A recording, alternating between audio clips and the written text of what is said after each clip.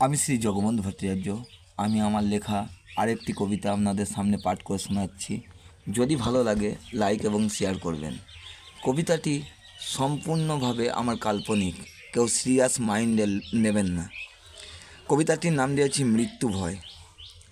আমি ছোট থেকেই বড় শান্তিতে ছিলাম, জীবনে ছিল না কোনো ভয়।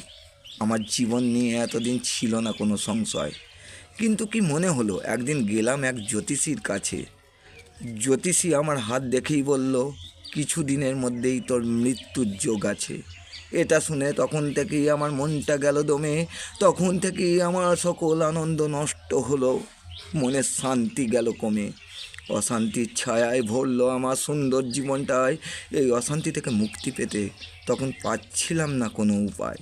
সকল কাজ ছেড়ে তখন বাড়িতে বন্দি থাকতাম। বাড়ি থেকে বেরিয়ে যদি কোনো বিপদ হয় সেটাই মনে মনে ভাবতাম বাড়ি থেকে বেরিয়ে যদি কোনো গাড়িতে মারে ধাক্কা, তাহলে হয়তো আমি মরেই যাব, আমার জীবনটা হবে বৃথা। ফাঁকা মাঠে বেরিয়ে যদি সাপের ছোবল খাই, এই চিন্তা করতাম আমি, আর জীবনে পেতাম বড় ভয়। বাইরের খাবার খেতে গেলে যদি বিষ মেশানো থাকে, এই ভয়টা করলো তারা আমার জীবনটাকে। মৃত্যুকে ভয় পেয়ে তখন করতাম না কোনো কাজ। বৃষ্টি হলেই ভয় করতো যদি মাথায় পড়ে বাজ। কাজ না করাই অচল হলো আমার সংসার, তার সঙ্গে হতে লাগলো আমার জীবনটা ছারখার। খবর পেয়ে আমার বন্ধু এলো আমার কাছে। সে বোঝালো, জ্যোতিষী তোকে মিথ্যা বলেছে, তুই ভয় পাচ্ছিস মিছে।